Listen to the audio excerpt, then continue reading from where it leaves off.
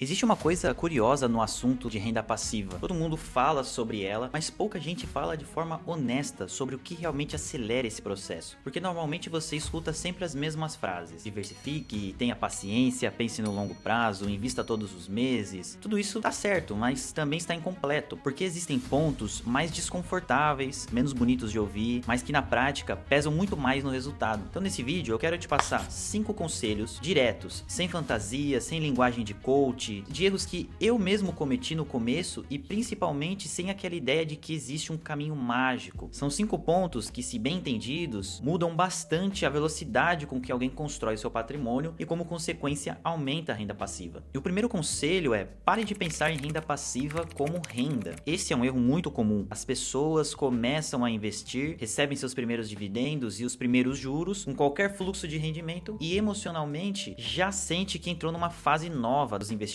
Eu mesmo, quando comecei a comprar minhas primeiras 3 cotas de fundos imobiliários, isso antes mesmo da pandemia, eu ficava ansioso todo mês para receber meus 1,50 que caíam de rendimento. E é extremamente estranho você pensar que isso é verdade, mas de verdade pode ter certeza que isso acontece com todo mundo no começo, esse primeiro contato com uma renda por investimentos, né? Matematicamente, quase não muda nada, né, você pensar esse rendimento. Porque no começo, o que realmente importa não é o quanto você recebe, é o tamanho do patrimônio que está sendo formado. Se alguém tem 100 mil reais investidos e recebe algum rendimento mensal, isso pode parecer interessante psicologicamente, mas ainda está muito longe de representar uma liberdade financeira real. Esses R$ 1.000 que você pode receber de rendimento com 100 mil investidos, vamos ser bem realistas, é muito bom você ter isso a mais, mas primeiro que não vai de fato te dar uma liberdade financeira, e se você ainda por cima tira isso para usar, literalmente você vai empacar e não vai mais evoluir o seu patrimônio. Porque quando você tira o rendimento ao invés de reinvestir ele, você acaba desacelerando justamente a fase em que o crescimento mais precisa de força. Na prática, durante muitos anos, o patrimônio ele deveria ser tratado como uma máquina em construção. A máquina ela precisa de combustível. Por isso eu pessoalmente vejo muita gente ansiosa demais, querendo viver de renda antes mesmo de realmente construir a sua máquina, que seria o seu patrimônio. A ordem seria primeiro patrimônio, depois pensar em renda. Essa ordem ela muda tudo. O segundo conselho é: antes de você tentar melhorar a sua rentabilidade, olhe para o seu aporte. Esse é um outro ponto que faz muitas pessoas querer buscar o que vai render para ela seu 0,5% a mais no ano e acaba demorando para começar. É muito mais interessante, né, discutir se uma ação vai render mais, se outro país vai crescer mais, se determinado setor está mais barato, mas existe uma realidade simples. Durante muitos anos, o valor que você coloca pesa mais do que a diferença de retorno entre um ativo bom ou outro. Pensa comigo, ganhar 50% de R$ 100 são só R$ 50.